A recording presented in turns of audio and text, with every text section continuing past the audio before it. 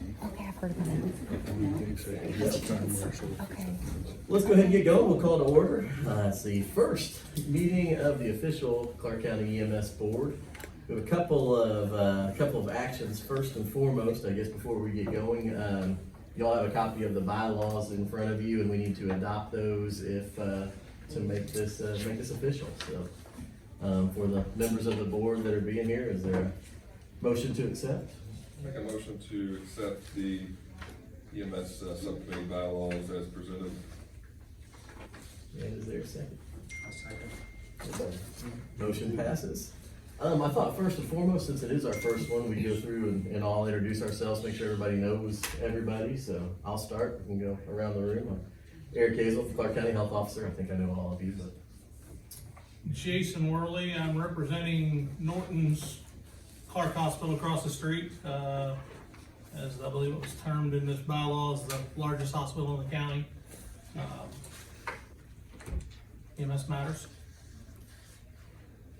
Mark Furnish, Monroe Township Fire Department. Gavin Hemner, the Director of Emergency Management for Clark County. Jeff Dixon, internationally board certified paramedic. I'm Shannon Watterson, I'm a retired paramedic and firefighter for Jeffersonville. Dale Cook, Tri-Township Board. No, just the board. No, I think just the board. All right. Well, thanks everybody for your time. Thanks for being here. I guess first orders of business, our president and vice president. How's that set up from a president side of things? So you are the chair, Okay. and then you'll have to get a nomination from this group for your vice chair. That's gonna go back to the health board for approval, and Okay. that person, if they approve, will then become the vice chair. I guess first and foremost, to make this fully democratic, does somebody want to nominate a chair? I'll nominate you.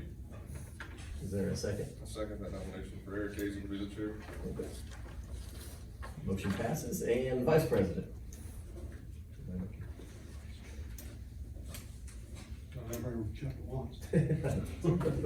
Jason Worley.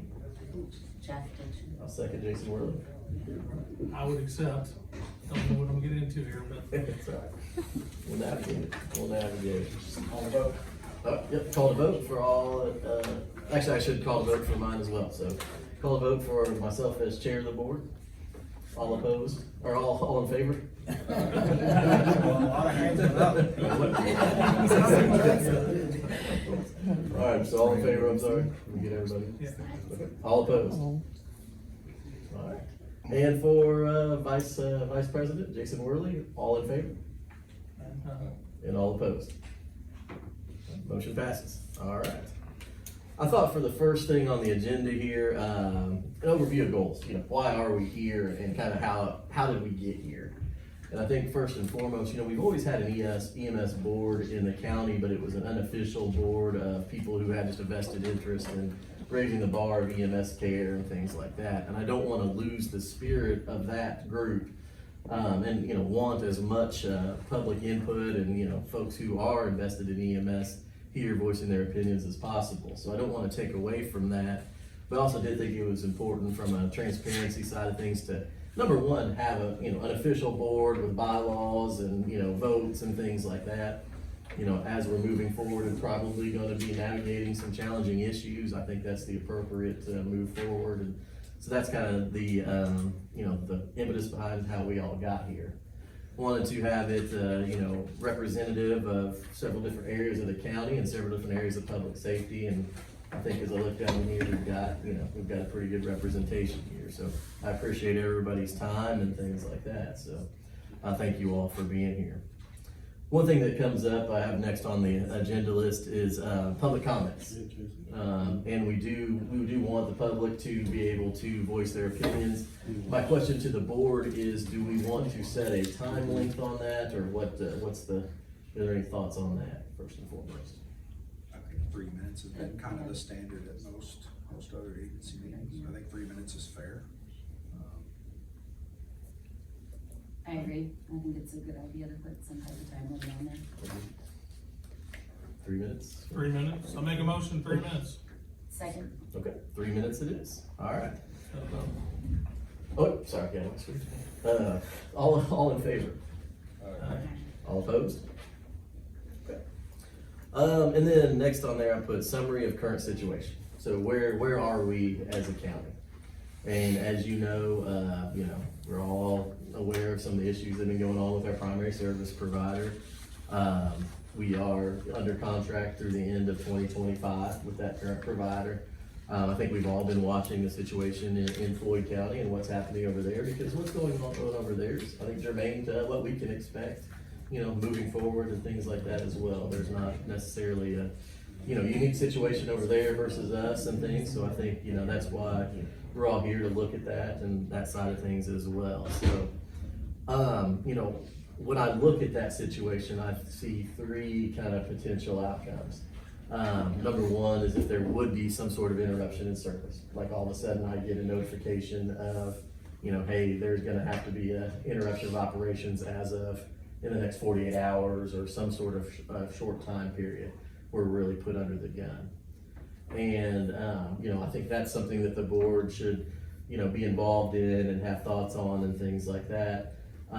If it's the pleasure of the board, I thought I'd kind of outline what we've talked about, as a health department, as far as an emergency action plan, and then get any input if that sounds reasonable to everybody. What we've thought of if we get a sudden interruption in operations is, number one, look at our partners who are already providing services. Reach out to New Washington, to Tri-Township, some of those with, hey, what can we do to help you operate, with the most efficiency that you can. Also, some of the surrounding county EMS services to elicit for any help they could provide. I think we have to be realistic that there's probably ability to provide a significant amount of mutual aid. Nobody's blessed with an overabundance of resources right now. But that's something we'd have to look at. And then also with some of our providers that are negotiating some of the contracts, your AmeriPros, your TransCares of the world, go to them and say, hey, we need help, we're in a bind. Can we do something short term to at least fill that gap in the county? There are some other things that we could look at, such as like a waiver where Kentucky trucks, if they're in good standing and in Kentucky, could come run in Indiana in a situation.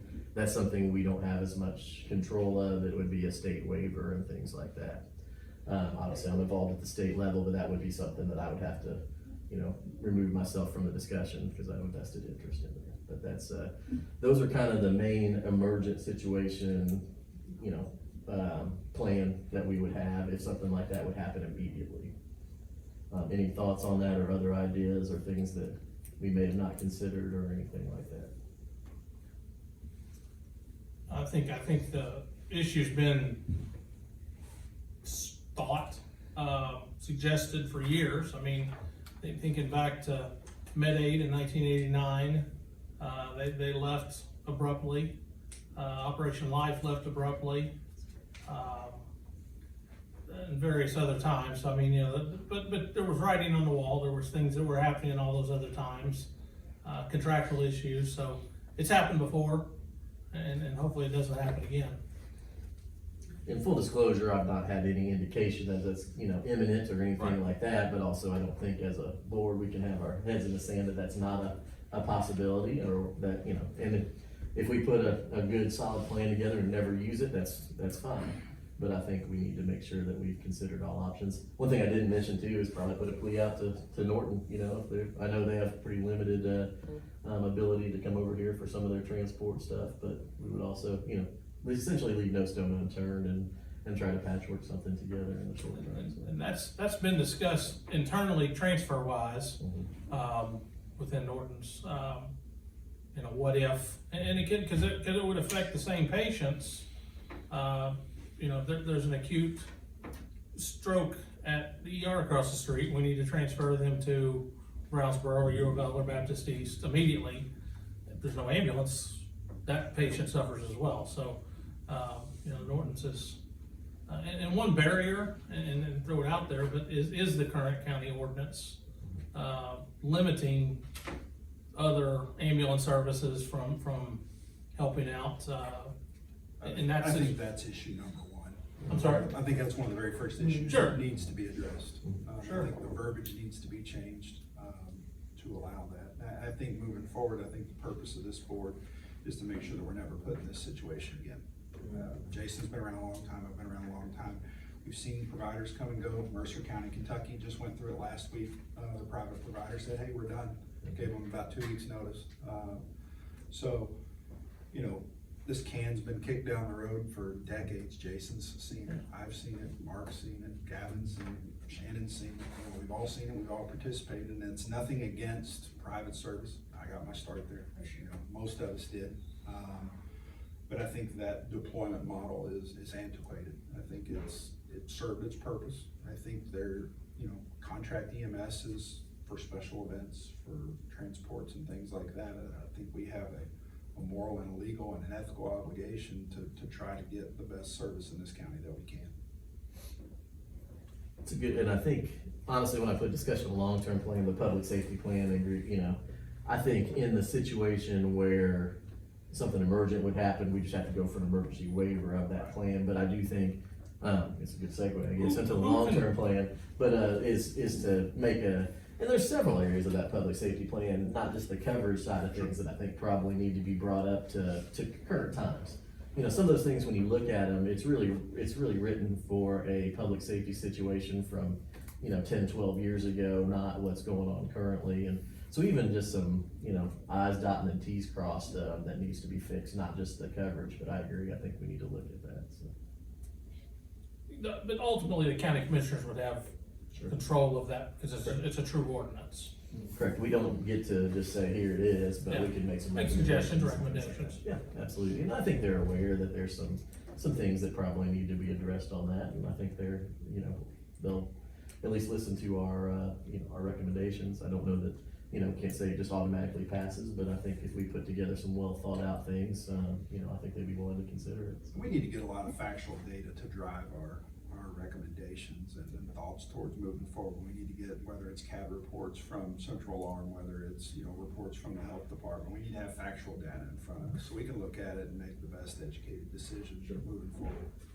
I'm sure I know the gist of it, but what kind of things would you like in front of you so I can make sure we have? I mean, I think that's gonna depend on what the goal of this committee decides. You know, is everyone in agreement that, you know, we're gonna try to move forward with some sort of county-funded EMS service? If so, I think you have to start looking at where the run's coming from. You have to start looking at the infrastructure what is in place now versus what do we need to put in place. You have to set up a funding source. Obviously, cheap's not good, good's not cheap. And this county's done cheap for a long time, and they've kind of got the results that they paid for. So if you want good, good's not cheap, and if you want cheap, cheap's not good. And I've always said that, I believe it. Jason said it very well, EMS matters, and we've got a chance to do something special here, we've got a chance to do it right. We've got plenty of examples in the past 2 decades of what didn't work, and I think we can apply that with factual data to come up with a plan moving forward that is in the best interest of the county. Is there any data source? I mean, I know Central has data. Has there been any study done in the last 10 years? Any GIS or Fitch study or anything? No specific GIS. We have basically broken down by what municipality, how many runs, response times, things like that. There's not a GIS specific map that has it, you know, unless, I don't know, to my knowledge at least. I mean, we could do heat maps or stuff like that. We could break down data by time of day, day of week. Sure. So the data's capturable. Yeah, I mean, we can provide anything. There's a way to get access to that. Yes, absolutely. Yeah, Brad's already printed some off. I mean, Yeah. we know as fire chiefs what our response time is in our own area. Yeah. Ours is like 23 minutes, it's the worst in the whole county. And I know that for a certain month, we had 88 EMS calls. New Washington had X amount, Troy had X amount. I mean, he can break it down as good as you could want with their system. and, you know, our pre-talk conversation, just sitting here right before the meeting, you know, how do you justify an ambulance in a distant area versus an extra ambulance in a more populated area? You know, how do you ration the supply? You know, at some point, there's gonna be a budget of something, and whether it's number of ambulances or number of people, or what, you know, how do you say New Washington gets an ambulance, but Borden doesn't, or Borden gets an ambulance, but New Washington, they got their own fire department, they can, how do you determine that hierarchy of response, based on the money available, the equipment available, the personnel available?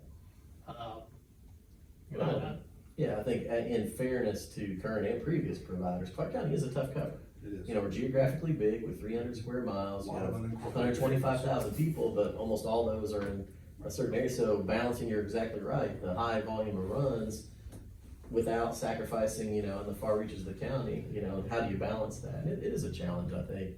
But I think sometimes with better transparency, we can help shuffle that day. Like, that's the thing, is we're willing to help, I think, as a board, people to adjust their coverage in order to kind of find that happy medium there. But I think there's gotta be transparency and communication to make that happen. I think that's where sometimes we fail a little bit, is we're reshuffling the deck, and, we don't always know, who's where, providing what services, and I think greater transparency that way would help that. So what we'll do for next meeting is I'll have a breakdown of basically the response time things we do for 911 board, the run volumes, response times, things like that. Do you need anything more granular or anything than that? I mean, just a lot of the things. I think the 8-minute thing, I think in a perfect world, I think that's wonderful. Clark County being as big and spread out as it is, and the runs are unpredictable, we all know that. I don't know that 8 minutes is gonna be attainable on every single call. I've been in EMS a long time, Jason's been there a long time, and it's. I think a percentage. I think you can catch the large fair. majority, but we still have a lot of volunteer departments. These guys work during the day, so they don't have the manpower sometimes to have somebody to respond. I think what's been done in the past is, like Dr. Yazel just said, we're gonna pull the New Wash truck and send them somewhere else, and then Murphy's Law happens, New Wash gets a 911 call, and now your responses are delayed. That has to stop. I mean. Yeah. And New Wash has been able to pull, I see those run sheets on a couple times a month, that your ambulance has saved the day, and, a couple instances, the fire situation, your ambulance wasn't available, but firefighters got child to care, New Chapel got there, took care of the child, and there's been other incidents where New Washington ambulance, and Tri's ambulances has done equal duty.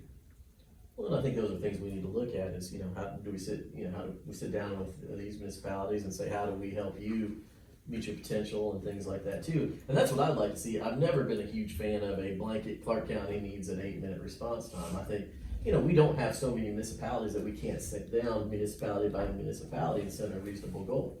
I mean, I live out in Borden. I know I'm never gonna have a 5-minute response time out there, Yeah.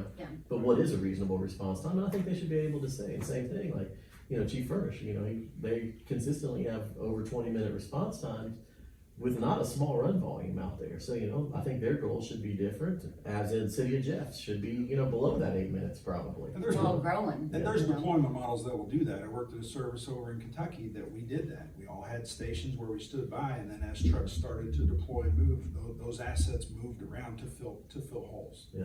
And see, that's been the problem here is with the contracted servers, we've said we're supposed to have 5 squads or 6 squads in Clark County, but there's never been any holding them to the fire, and there's not been any designated areas that they're supposed to be at, so Central never knows where the squads are. Correct. At any given time, and how many of them are available. And if you remember, that's why rural metro, part of the reason that they were ran out was because they weren't willing to share their GPS positions, and we're right back into square one right now with people not sharing GPS positions. Well, I think we're all reasonable on this board, right? If somebody has a long response time, you pull it up and there's 6 units on a pile up on 65, okay, Right. get it. But if it's like, we don't know where anything is. If it's just a standard day, I mean, it shouldn't be common practice to run out of ambulances. So let's just be realistic. And I think what's always been done is you were kind of serving 2 masters. You're doing 911, but you're also doing those convalescent transports. And whether, if you decided to contract the 911 EMS in this county, it should be specifically for that. It should never, you can't stop, the population's aging, so there's a lot more dialysis runs, there's a lot more, transfers, discharges out of the hospital. if you're contracted to do 911, that's what you're gonna do. Or if you build a municipal service, that's what you're gonna do. You know, and we're not gonna mix and match the two because you're overstretching your resources. Well, when I walked in here, there was 5 runs on the CAD, 5 EMS runs right now when I walked in here.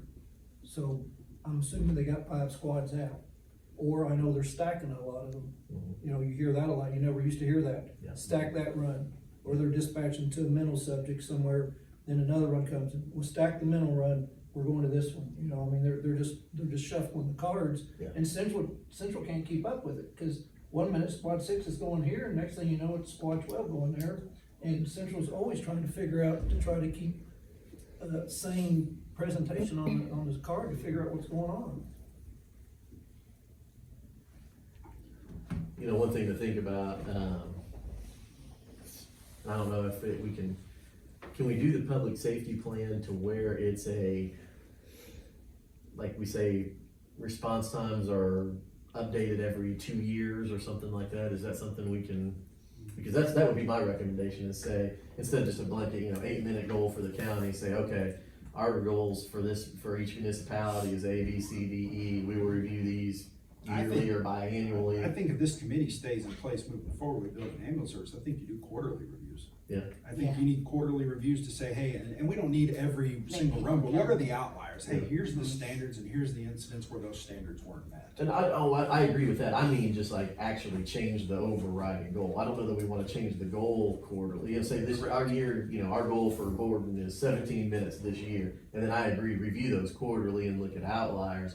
I don't know that we constantly want to change the overall goal there. But, I also agree. I mean, obviously the demographics for Charlestown are probably going to be, vastly different 5 years from now than they are now with all the growth out there, things like that. So I do think we need to have a mechanism in place where we don't just stick a number on the wall and say, we'll be back in 10 years and readjust it then, So yeah, I agree with you. Is there a way to create like a priority level of runs? Because, the lift assist, we may not need them to get there in 8 minutes. It's probably safer for them not to drive emergency to that, but go and break these down. I mean, I know some systems across, the nation, they have different levels of response that may help us categorize and review data a little bit better. I know Louisville Metro has some different practices they use. And I was there when they started that, and that was a lot due to the whole, law enforcement. You can either go to the hospital or you can go to jail. That was always the catch-all, and that kind of bogs EMS down, or the lift assist that, I'm not a big fan of sending the fire department on a lift assist. I'm just not. There's a person there that, they're not injured, and then you get there and they say, well, my shoulder hurts a little bit. So now your fire resources have been there for 10 minutes to do that assessment, and now you ask for a non-emergent ambulance to come, and it takes them 30 minutes to get there, and now your fire department's been sitting there for 45 minutes on a call, not able to respond to something else. So, as well as fire departments aren't getting the refusals and doing the assessments on the patient. So there is a patient there. That's an EMS problem, for lack of better words. It's not a problem, but that's our job, So those are our customers, and that's the way they need to be treated. I agree. Anything else from that standpoint? So I guess for the long-term plan, I'm gonna put some action items together. Number one, I'll get some 911 data to bring to the next board meeting. Does everybody have a copy of the public safety plan? I do not. I'll attach one I'll send a summary out next meeting, and I'll attach that. Let's all start looking at that and reviewing it before the next meeting, maybe get some potential changes and wording and stuff like that, get a rough document together, so hopefully we can make those changes that we need to. Obviously be prepared if something should happen in the interim to do some more emergent changes, but I think makes a lot of sense to do it in a well thought out manner of, looking into the future and, trying to make a document that makes sense with the current situation. So public safety plan, some 911 data, and then I'll be thinking about what our, we have till the end of 2025, if that's how things go. And so we need to be thinking, that sounds like a long way off, but that will be in our laps beforehand. And like you said, I've been watching Mercer County, Kentucky. There's a county in Kentucky that has no EMS service. Within an hour here. Is it that soon? Yeah. Now in Indiana, it's an essential service, but there's really no teeth behind that. Correct. So if somebody says we're not doing it, don't necessarily have a lot of recourse either, so, you know, American Pro has said they were taking that over. They are. are they going to? They are, they put out a hiring for it, and you know, that's the thing that I think has been lost in this whole thing. You know, everybody says, well, AmeriPro's big and they're in all these states, and they are, and that's fine, but AMR didn't go out of business. Right. AMR sold their assets here. Why did they sell their assets here? Because they weren't making money. So, you know, Rural Metro, they didn't go out of business, they left. Why? Part of them, they were forced out, partially they weren't making money. So if nothing's changed from a healthcare reimbursement standpoint, why do we really think that Medicare is gonna be any different? And it's no disrespect to them, but I think it's a systemic problem. We all work in healthcare, we know the issues with healthcare reimbursement. It hasn't been updated in decades. The cost of everything is, you know, quadrupled at least, and so, you know, that's my thing is, EMS is never gonna make money. I mean, as an agency, it's just not. But the job of the politicians are to provide service to the county. Well, I think a lot of people have, you know, again, I said I think we need to monitor the Floyd County situation because it's gonna mirror ours, and a lot of people have sticker shock from some of the subsidy asks over there, but again, you know, number one, there's not a lot of healthy competition. There's not, you know, multiple services angling for these contracts, so they can pretty much ask what they want. But also, the same data that we're talking about with Brad, where you put in how many runs and demographics, they can punch that in and they know exactly what their operating loss is gonna be and what subsidy asks they need to have to make them a viable service. And that's gonna continue to go up. And, you know, I think where a lot of folks like to, you know, you write a check and any, you know, fluctuations in reimbursement or anything, if it's a private contract, is a private services problem. But on the back end, you get no reimbursement. Right. You know, so yes, with the municipal service, there's more challenges. You're, you know, as a taxpayer, you are subject to some of those, you know, fluctuations in billing and reimbursement. But you also have say in, you know, hey, if we notice that runtime's too long out in Borden, we can say, hey, you need to put a truck out there and have direct control over it. And we get some level of reimbursement on the back end. So I think the big thing too is, like you said, sticker shocks, right? We're going from $230,000 a year to $1.5 million in Floyd County for 3 ambulances. 3 ambulances wouldn't staff Jeffersonville, okay? So you're gonna need 6 to 8 ambulances. So 3 ambulances at 1.5 million, that's $500,000 per ambulance. It's probably a conservative estimate. You need 6 to 8 ambulances in Clark County alone. So you're 4 to 5 million. So private provider comes in at the end of the next contract and puts in a bid, you pretty much know what they're gonna put in, so are you willing to pay $5 million to pay rent for an ambulance? I'm not. that's another document I'd like to bring to the next meeting is, I've been working, and this is very rough, because there's so many variables that I can't control, but like what startup costs would look like. Right. For, and compare the numbers. Okay, this, you know, if you spend X amount of subsidy on a private service versus the startup costs of yearly thing of a municipal service, how do those match up at 2, 5, 10 years and things like that? And I think that's an important discussion to have. Do have to give the caveat, like, you know, that's wildly unpredictable. You know, those can change, but I think being able to visualize that helps decision making too. So I'll try to finalize that. Basically, I'm getting just trying to make sure I have accurate reimbursement numbers. That's the hard part. I can tell you how much it costs to buy ambulances, workforce, equipment, things like that, but the reimbursement, you know, a lot. So if the employees, would they be like in central, your employees got taken over by the county, right? They're on the county insurance, is that right? Yes. So would then the county, if it was a county EMS based service, then they wouldn't be on their own entity. They would, to save money, they would be in like a pool with the county workers. I think That was a big deal there as far as paying, you know, why are they getting, you know, you got this group getting paid this amount, and, you know, you get into the whole ball of wax. You get into the whole benefits package, you get into salary, you're gonna have to be competitive with across the river salary to recruit good employees, because the candidate pool is what it is, and if you wanna be competitive, you're gonna have to. One I think element those that needs to we be don't know yet. considered, and Amir maybe have more current data, but my understanding of build time on an ambulance today is about 2.5 to 3 years. About 15 to 18 months, unless you're getting like a remount, so I mean, it's. So, am I correct on that, 3 years-ish? $400,000. Yeah. Empty. Yeah, 400, but regardless of money, the time is about 2.5 to 3 years. Yeah. So we have less than 2 years. So if we were to instantly say we want a new ambulance service, And that's where you get into the short-term, Well- midterm, long-term goals. Yeah. And Floyd County's Yeah. kind of looking at that now. Yeah, and I think that's one thing to consider when, when we're talking about New Washington, Tri-Township, I know Clarksville's had some discussions. Is that, do we say, okay, each municipality says, what do we wanna do as a municipality for a service provision? And if they say, no, if someplace says, we wanna do our own municipality, more power to you. If you say, we'd like to, we don't have any design on that, we'd like to be part of a county system, or what's the, or a private contract for these areas, or whatever they wanna do. I think that's important, because I do think, at the municipal level, they should have some say in that matter too, Right. so.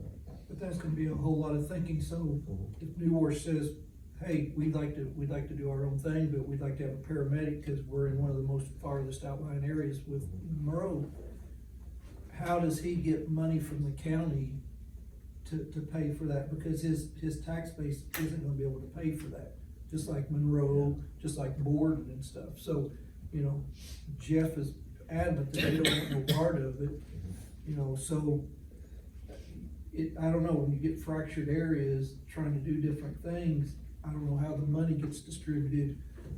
Jeff and Clarksville's gonna have to help pay for a paramedic in New Orleans or Monroe, because neither one of them communities could justify a tax. And then how would you tax Monroe a certain percentage, and then Jeff, since there's more population, their tax would be less? You know what I'm saying? I mean, you're getting into a whole. Yeah. So, yeah. No, you're right, and I think, you gotta come up with a way to fund it. I mean, that's ultimately what it comes down to. Nobody wants to talk about taxes and tax increase. Is lit an option, and then if you build their insurance, and then, hey, you're a citizen of this county, we send your insurance bill, and if you're a citizen of this county, we're gonna write the rest of it off.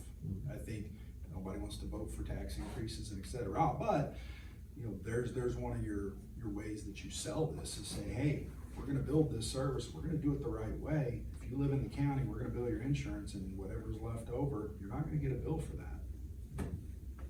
Well, but I think first, equitable funding, funding is one thing, and then equitable funding is the second part, because you're exactly right. There's gonna be some saying, well, why am I paying taxes here when I see my truck out in Otisco all the time, or something like that, so those are things, again, we don't have to solve all these problems today, but I think these are things we need to be chewing on as a group.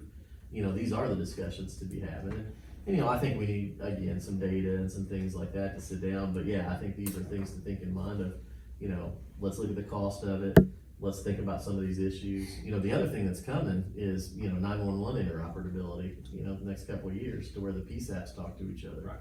So, you're gonna have, you might get somebody saying, hey, I need you over in Hanover, somebody in Otisco might have Scott County dipping down to pick them up in those scenarios, it's gonna change that dynamic a little bit as well.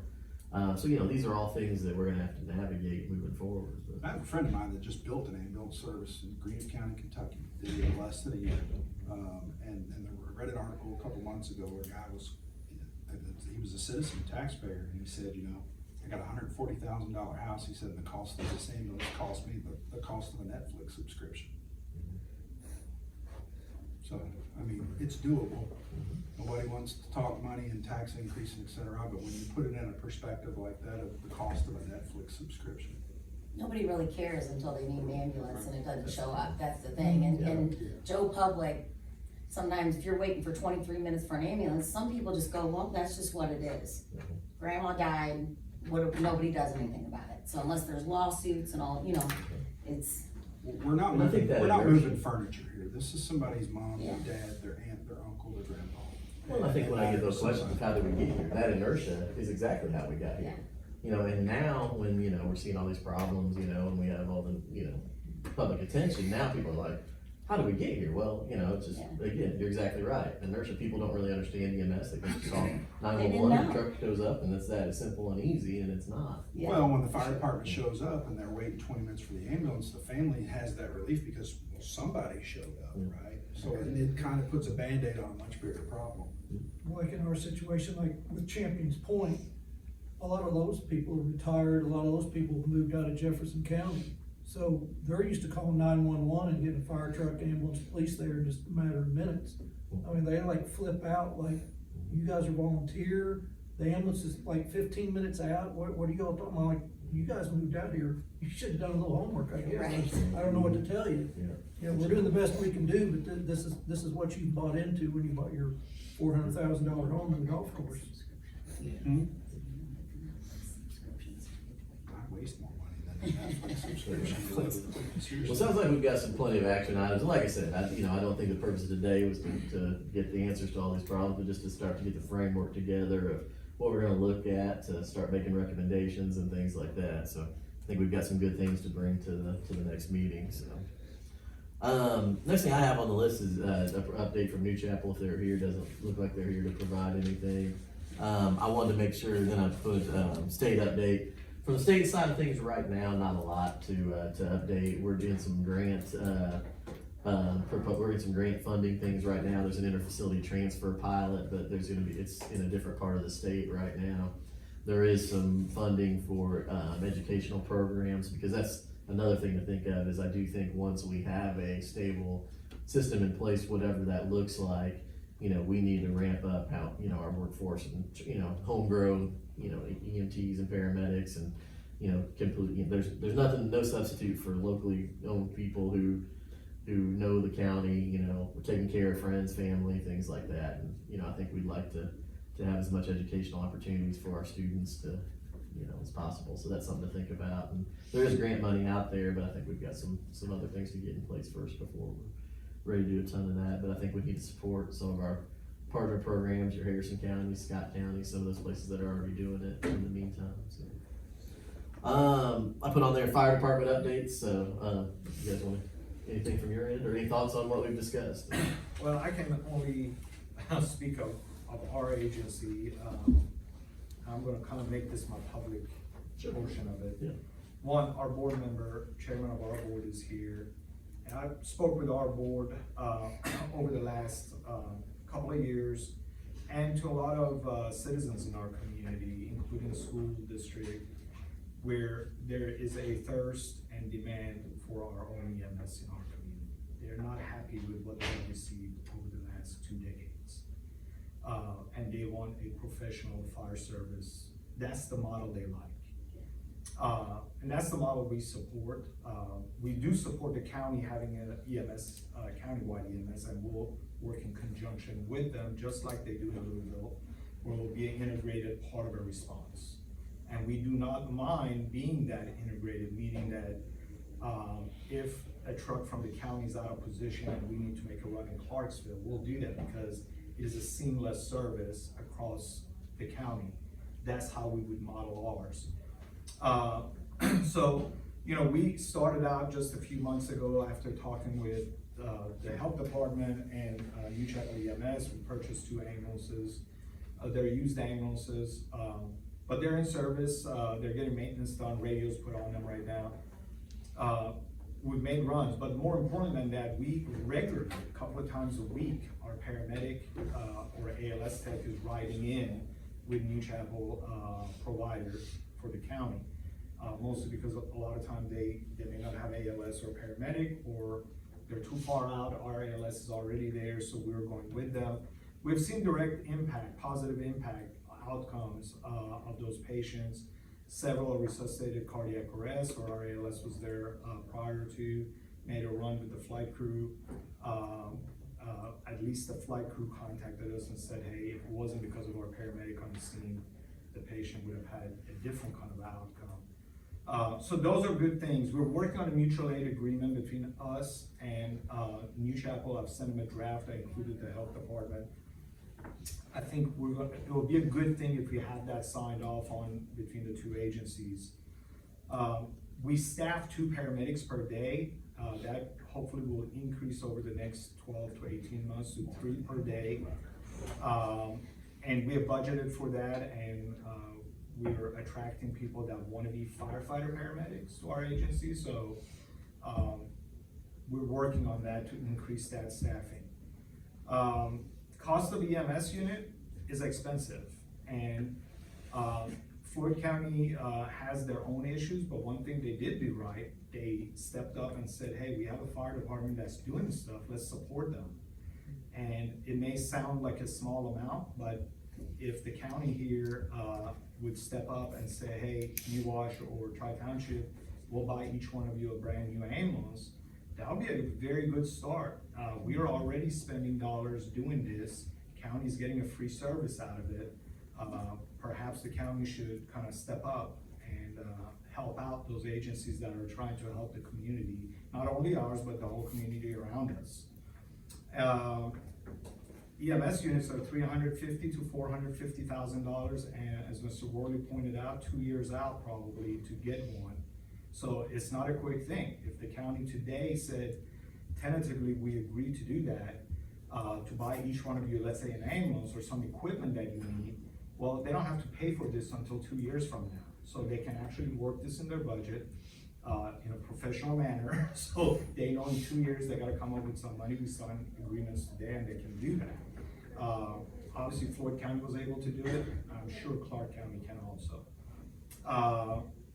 Countywide tax, that was one of the things that was brought up. Ultimately, I agree with this board, that's how it has to be. And please, please, we need to dissuade the politicians that they need to keep asking, what is the reimbursement? They certainly don't ask that from Sheriff's Office. They don't ask that from Jeffersonville Police or New Albany Fire. What kind of reimbursement do you get? The reimbursement they get is extra money to spend on extra services, to send their staff to conferences and training, to have better equipment. EMS is an essential service. That means forget reimbursement. The cost of EMS is $5 to $8 million a year. That's what the county needs to come up with. And any reimbursement on top of it is great. That way we get to have additional equipment, better services, better pay for our staff. That's it. I mean, EMS touches more people every day, but it is getting less recognition and less funding than any other agency. You don't hear people complain about EMS staff. You hear complaints about police, you hear occasional complaints about fire, yet those agencies are well funded. EMS, that's touching people daily, no funding. They're worried about reimbursement. That should go away. And then that's really all I have. I think we're gonna, I had a call from 2 police chiefs over the last few weeks. One, our neighbor, our own area. They said, what happens if one of my officers is hurt? I said, your officer is well covered by us. And then another agency who's not in my fire district in Clark County called and said, what happens with one of my officers? I said, well, you're in trouble. He was asking if there was a failure in the system, what is the plan in the county? I said, well, really, there isn't really a plan. If there was an interruption, yeah, you're in trouble. Call us, we'll come, but you know, we're coming from another jurisdiction. So that's the reality that I think you pointed out, Dr. Isla, at the beginning, that catastrophic event, what will happen? And we're gonna do our part. I think I'll let the chief there talk about, he has a couple of ambulances, we'll step up. We have limited personnel, limited staff. I have to authorize overtime. At that time, I will have to tell county, I need immediate resolution that you're gonna transfer $400,000 to us to pay for overtime staffing. They have to have that already in their plan to do that. Because I won't have enough money to overtime everybody every 24 hours to cover the county. So that's all. Brad should have 911 on the agenda. I apologize. Anything from your side that we didn't? No, not really. The one thing I'll make a point of is, you know, you brought up Floyd County and they're working with AmeriPro, 2 ambulances and a paramedic fly car. 3, there's a couple bids, and if you watched the last meeting, they were looking, I think, at 2 and a fly car, which was like $938,000 or something like that. There was another option for 3 and a fly car at $1.5 million. I mean, that's a ton of money. It is, but just to keep it in perspective, I think Floyd County had, I mean, it was maybe 2,800 runs that they had last year. We have over 20,000 runs. And see, those are the numbers that I would like to see from the board perspective. Right. Your total number of calls for service that EMS are responding to. Based, I apologize, I know I'm cutting in. Based on those numbers, I had, all 3 commissioners at different times have asked me what those numbers would look like with 20,000 calls. and I told them that will require probably 8 on-duty ambulances. And just the cost of $400,000, $300,000 ambulance, you can kind of quickly see what the cost And is if gonna you're be gonna around run- $8 million. I say, when you mentioned that, is that just off the top of your head? Because when I sat down and counted, that's about where I Yeah, come 8 out. ambulances, it will be about $8 million. That's where I'm, And that's here's where the I'm thing, thinking. if you're gonna run 8, you're gonna have to have 11 to 12, because you're always gonna Yeah. have some in maintenance, broken down, you Yeah, hit a absolutely. deer, you know, whatever. Backup trucks, if all 8 trucks are out, you have to call somebody in, so I mean, if you're gonna run 8, you're gonna have 12, probably at a minimum. And with what we have in our county, system status management, although is rough on the employees, it will have to be that way, where EMS units get shifted around, to have them centralized based on response time, right? Not based on who's most populated, it will have to be based on response times. Well, we still haven't talked about, 8 trucks, but who we gonna put on there?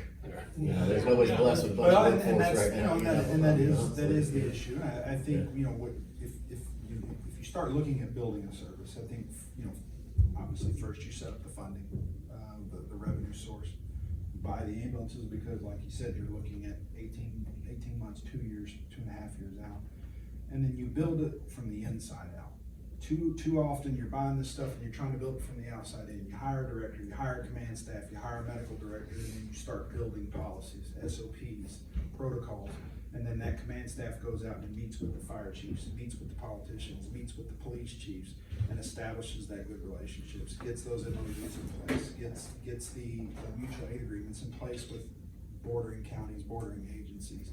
And you set a tentative go live date, and then, that kind of gives you a goal to work for. But obviously you have to have that short-term plan in the process.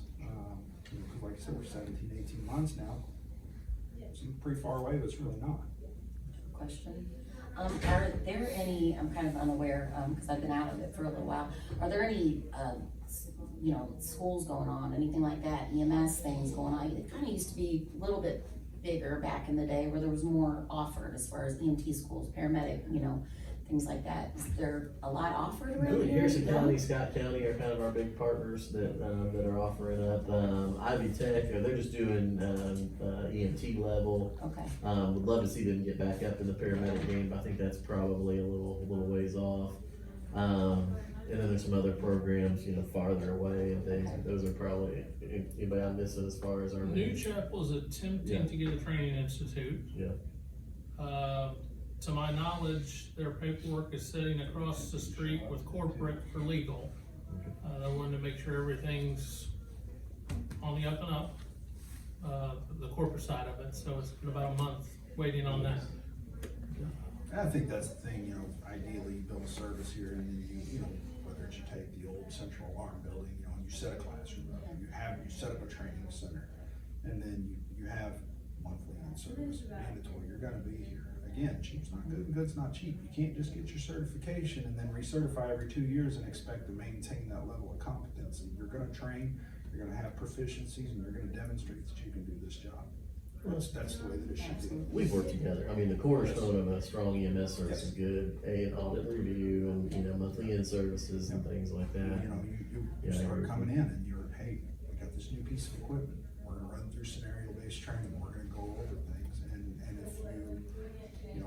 if you don't meet the standard, we're gonna come up with a performance improvement plan. We're gonna coach you and make you successful. We're not just gonna send you back out on the street and say, well, we're short-staffed today. I think you will have to start working on that if you're looking at the end of 2025. If this board's pleasure is to have a countywide EMS, that process really needs to start now. Absolutely. The EMT class, I think Mr. Worley teaches, I don't know how many students you have, but the Harrison 9 County. this semester will graduate in about 2 weeks. Yeah. Disclaimer, I teach for Ivy Tech, basic EMT class, 1 semester. And I help with Harrison County. There's only 4 students in there. Yeah, I've been. They're all fire-based. They're not coming to private sector or to a county even system, which is why we need to go to county so they can have a pension. So because the competition is with Jefferson County or fire-based EMS agencies who are soaking up as many of them as we can. So 9 there and 4 at Harrison County is not gonna be enough even to start an EMS agency here. And that's where you get out into the public and you go to these health fairs, these career fairs as an EMS agency. You set up with us, you recruit, you talk to them, hey, this is who we are, this is. Yeah, go to schools, go to high schools. I know Bullitt County did that. They basically set up almost like a roster type thing. They put a retired paramedic in the school and they said, hey, if you come and work for us afterwards, you know, it's basically, we're gonna guarantee you a job or assistance with job placement into other agencies, because EMS is a small world, everybody knows everybody. And it's worked very, very well for them. Well, I think the biggest thing when I talk to EMTs and stuff on the street, most of them, they hate chucking. They hate chucking. So if they were coming to a county-based service or a fire-based service, that they knew they were only doing emergency runs only, I think you would get an influx of people that maybe stepped away and said, I'm done. You know, all you do for New Chapel or AMR or Yellow or whatever, all I did was chuck 12 times today, didn't do one single emergency run. And that's what they get involved in. They wanna go help try to save a And there's life. interest, And that you know. boredom breeds laziness, and you get Yeah, complacent for sure. because of that, and then when you do those 12 dialysis runs, and then you end up on a car wreck on I-65 at 10 o'clock at night, and you got 2 critical patients, you're kinda like, oh, well, what am I doing here? You know, and I agree, I think it leads to complacency. So I think you would get some people maybe that stepped away, that if they knew that it was only emergency based only, and maybe depending on if they were between New Wash and Charlestown, maybe they're only gonna make 2 runs a day. In Monroe, it's anywhere from 2 to 4 runs a day. You know, so then people are like fighting, you know, they wanna fight to come to Monroe because they're not gonna do 12 chuck runs for New Chapel down in Jeff area, you know. I agree. Jason? Jason Cochran, North Fire Department. I think I'll do the fire department update, and then I'll move into my public comment.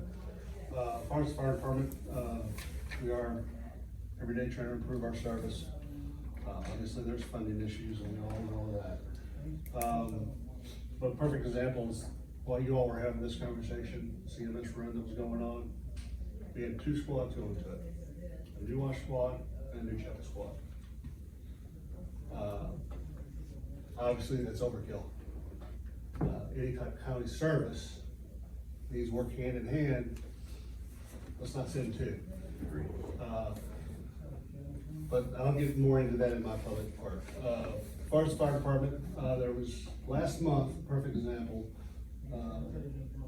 without getting into too many details, there was a patient that had surgery, had some significant bleeding, massive bleeding.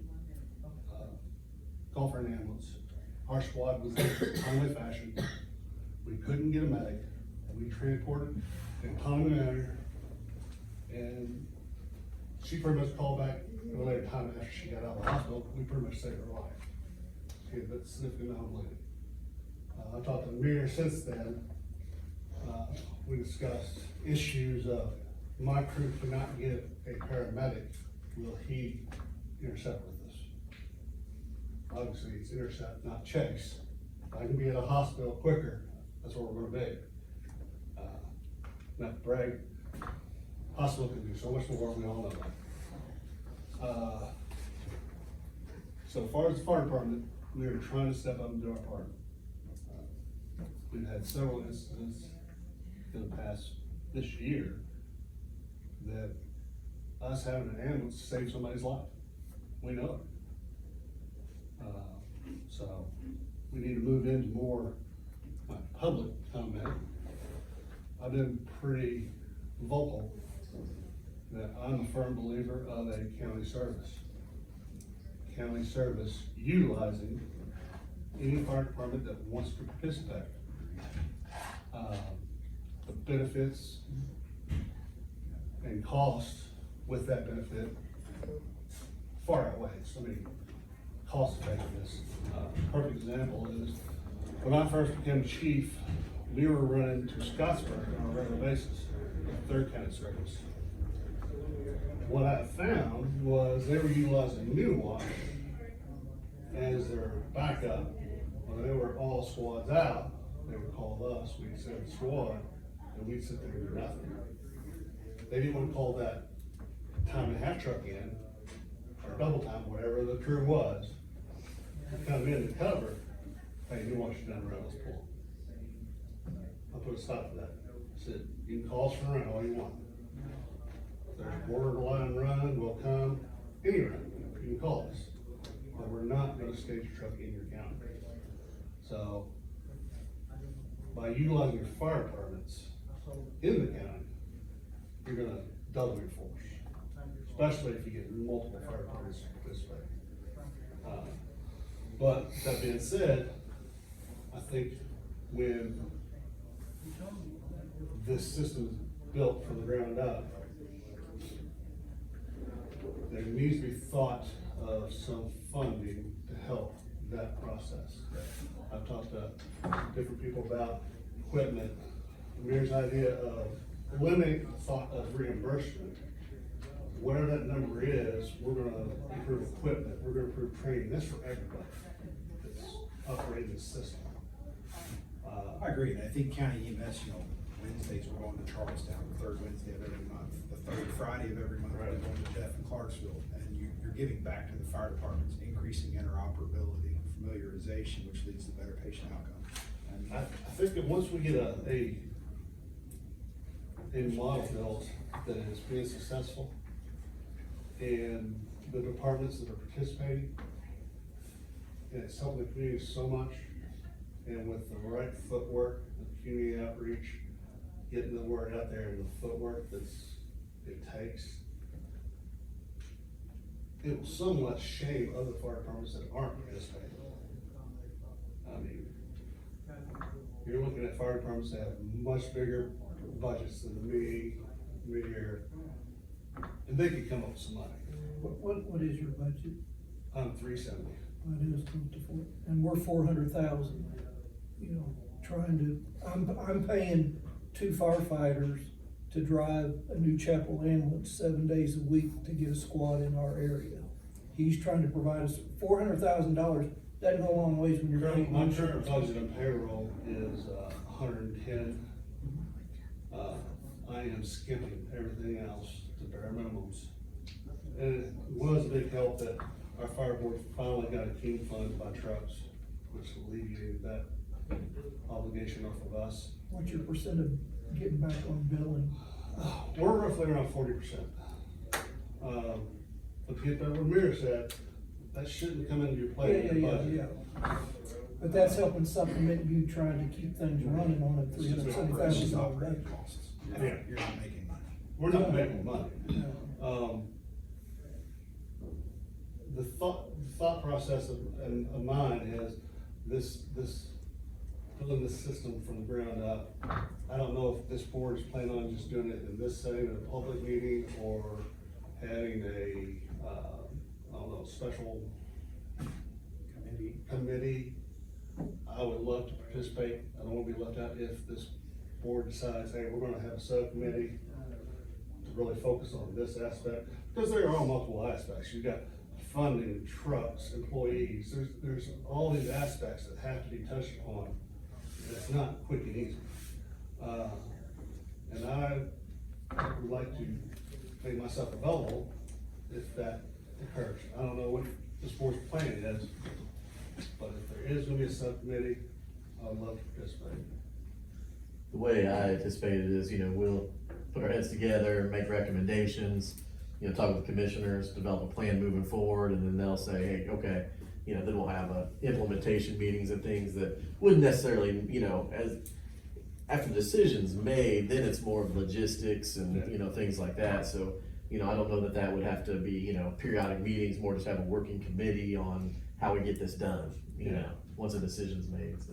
I have a question. So if this board decides next month that the recommendation is we want to go with the county EMS, what happens then?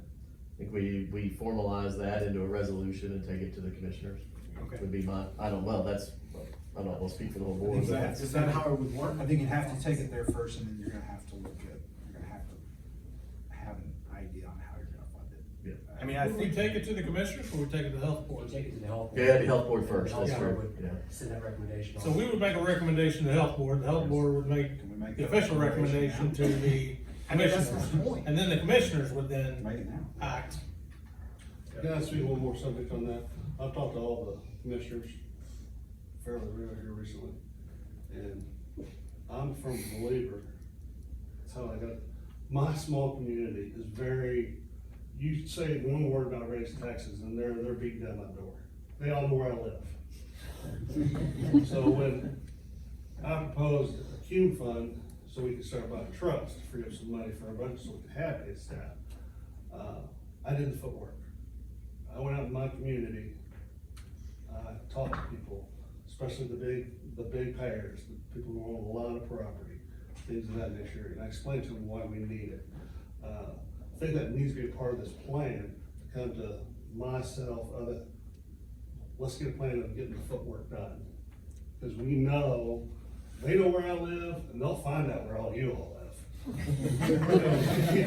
Well, I think it's a great point. I think, if we decide that's the way to go, then, we need to say, yeah, we're gonna ask something of you, but concrete, this is what we're gonna do with it. Because I think now when you talk about a tax, I think it sometimes just goes into the. And what you said, They're gonna see a return on investment. Can I That's talk what about one subject which you brought up? Yes, sir.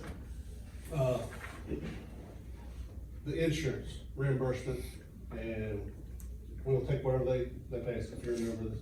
That's a good idea. The reason why I say that is, when I started the paid staff, that was our policy prior to. Whatever the insurance paid, that's what we took. We didn't take collections, we did nothing. We didn't go after you. At some point, I thought, well, we need to try to get more revenue. I need paid staff. So I switched to where we got a collection company. Didn't improve my collections at all. Correct. The people that aren't gonna pay, You're spending more money. they're not gonna pay regardless. So if we can put a good spin on this, hey, we're gonna raise your taxes. To me, that's the But if you thing. use this ambulance, we'll take whatever your ambulance pays. To me, that's the thing, is return on investment. You 90% see of where the your tax time, dollars are going. that person that's gonna pay, it's gonna pay anyways. They're gonna pay, the insurance gonna pay, they're gonna pay their $200 deductible, whatever it is. That person's gonna pay that anyways. You send anybody to collections, that person's not gonna pay. Yeah. So there's been a waste of time for me, and that is a great selling point that should be highlighted. You're paying taxes, you're in this community, we'll take whatever your interest is gonna pay. We're not gonna send you to collections. We're not losing anything. One thing, before we move to overall public comment, there's one procedural thing that I wanted to mention for transparency. I am Tri-Township's medical director, and I'm also Clarksville Fire's medical director.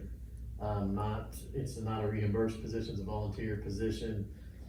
Just wanted to put that out there if there is any concern of conflict of interest or anything like that as we move forward. I think, need to, and if there's concerns from the board or anything like that, I just wanted to make sure that I'm, transparent on that. Ask any other doctor if they wanna volunteer their time. Yeah, no, you have so much of it. You know, I think Chief Furnish pointed out he's paying for 2 people to do driving for New Chapel. I think this board should have a conversation. I know they're under contract, but they're getting staffing. They could perhaps take part of that $1 million they're getting and reimburse Monroe from that. We just sent a draft mutual aid agreement. We did not put any word in there or any language for reimbursement where our paramedic rides in with them. It happens pretty frequently, 2 or 3 times. The reason we're not doing that is because we're taking care of generally the taxpayers in my fire district, and they deserve to have that paramedic. However, if that paramedic goes to Clarksville, I firmly plan to bill them for that. They need to pay, and the going rate in the state I've checked is between $200 to $300 per ride-in. And they get plenty of money right now. They should step up and reimburse when we're helping them. Not my own district, but we're helping them. And in this case, Chief Furnish is spending the little money he has to help them to have an ambulance available. That ambulance doesn't cover his own area only. It actually covers my area in Memphis. It covers all the way down further out I don't see, I think it's a good step on their part to step up and say, hey, we're getting all this money, how about we just reimburse you for this?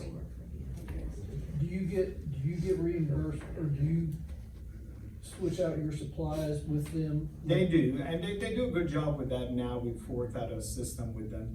They do that, but, you know, if that paramedic was going to Clarksville or Borden or intercepting with a run from your area, which should happen. Every patient should get the best care, and if they need it, they should call for us. We'll send it. But at some point, they should really, they're getting a reimbursement from the county. They need to go ahead and reimburse for those expenses. Yeah, to your point, we've had KDH when we transported mess and we made it on our truck.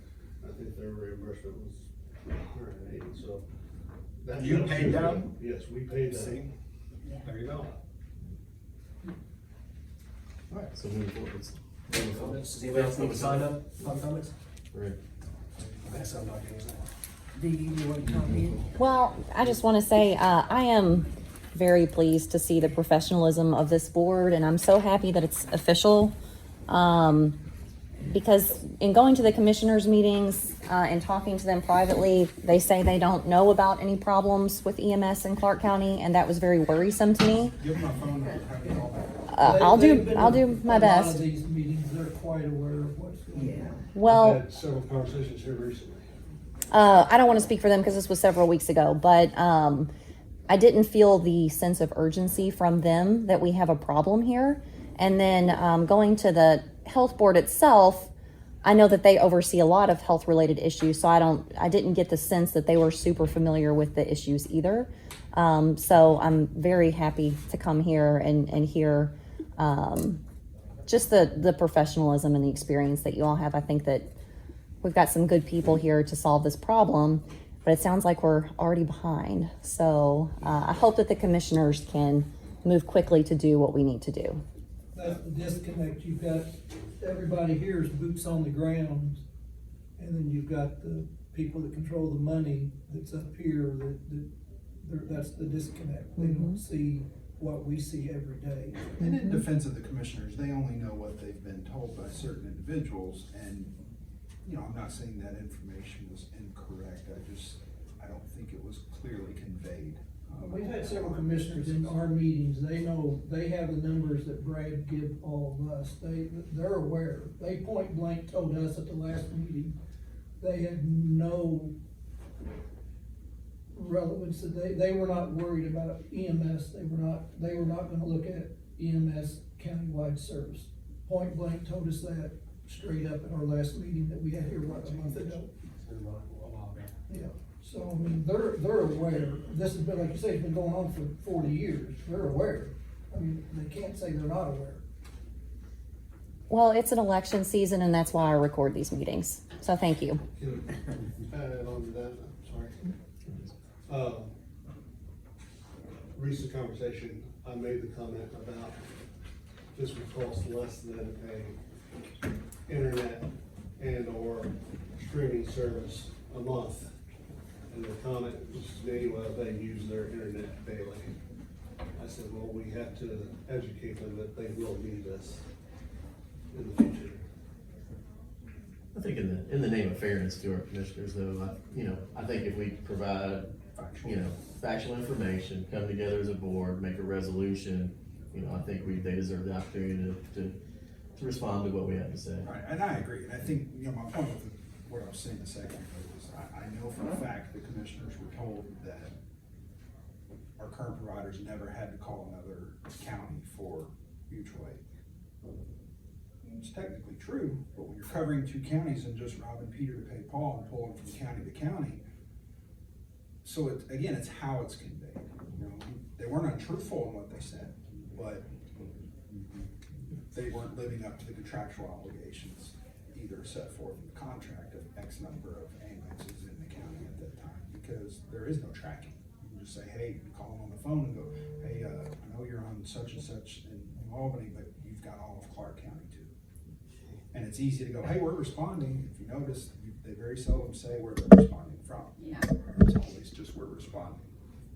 So, Any other? Can I public just, my name is Chris Fox, and I don't want to sound biased because I am running for county council. And I know we keep throwing the commissioners out there, but we need the council at the table too. Correct. That's the funding pot. The commissioners do what the council gives them. There needs to be representation here from the council to say, here's the pot of money, here's where we're gonna go find the money, and stop sitting on our hands. So I'm gonna put that out there publicly. It's a valid point. It's a valid point. I think we have a couple things that really we need to work on, as this board is, we've got to manage the current EMS system. We need, I'm disappointed that New Chapel isn't here today. I think that if, what we've been hearing is we've changed, we're new, that they would be here to show that hey, this is the changes we're making. I would like that New Chapel be here and to present staffing updates, training updates, any issues with responses. We, Tri-Township, New Wash, they can carve out, time out of their day to be here.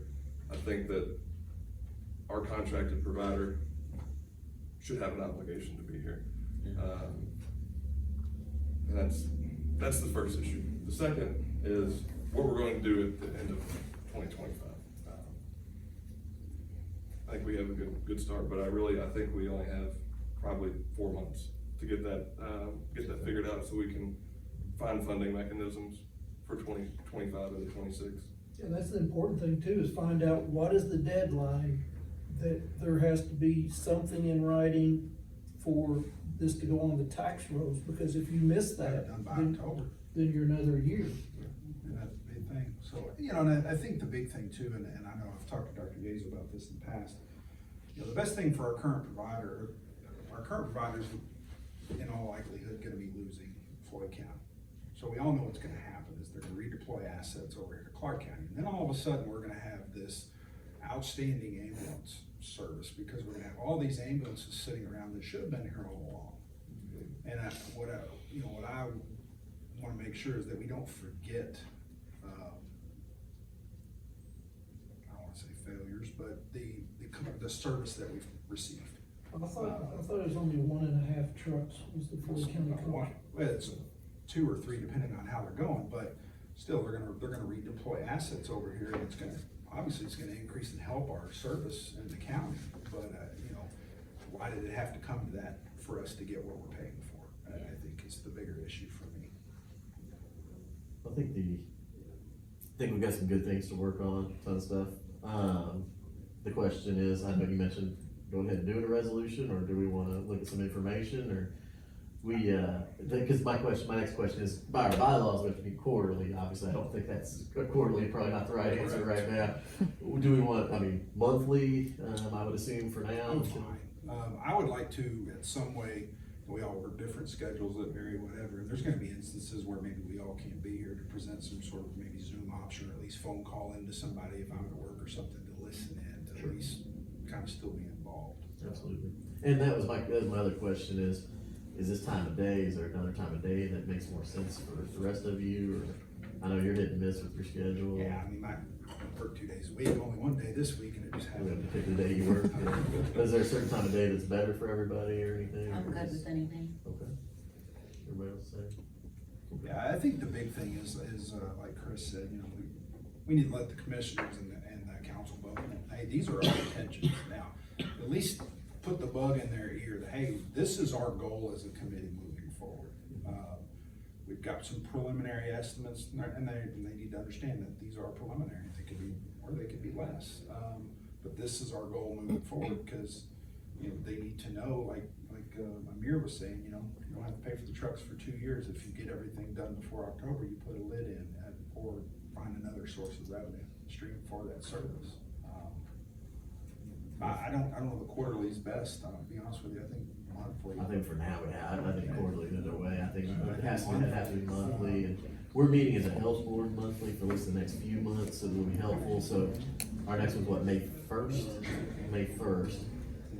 So, I'll obviously relay in the minutes of this meeting, report out what we talked about and things like that. Would it help you all to have that meeting after your all's meeting to where some of you all are already there, or does it really even matter? Doesn't really, I think almost maybe having the cadence a little off from each other, because it gives us, you know, if they have questions, it gives us a little time to say, okay, here's where we're at, so I think maybe staggering that a little bit probably makes some sense. You want to set a meeting, your all's next meeting down, and then try and get a cadence from there? So you get- I just want to get the notices done.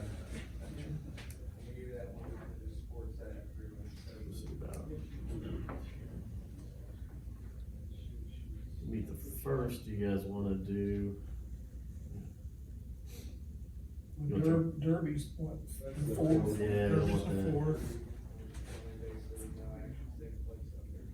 When's the primaries? Is that the Seventh. seventh? So, it's really good. I'm out Monday, Tuesday of the week after. I could do, Wednesday the eighth?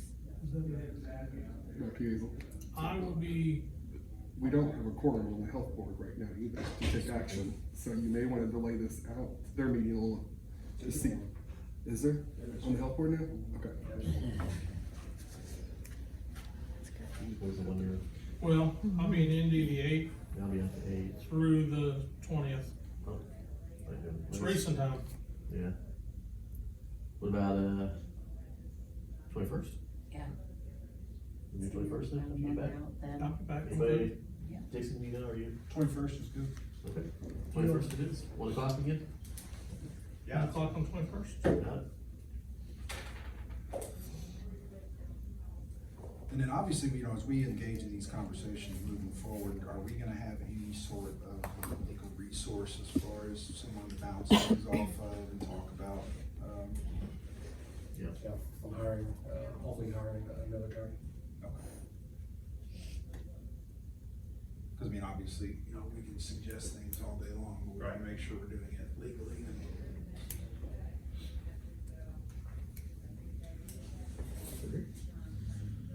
All right, any other business or anything else to discuss before we? Well, thanks everybody for coming and for the recommendations and insight. Get a motion to adjourn? Second. All in favor? Thanks everybody for your time, thanks for coming, everybody, appreciate it.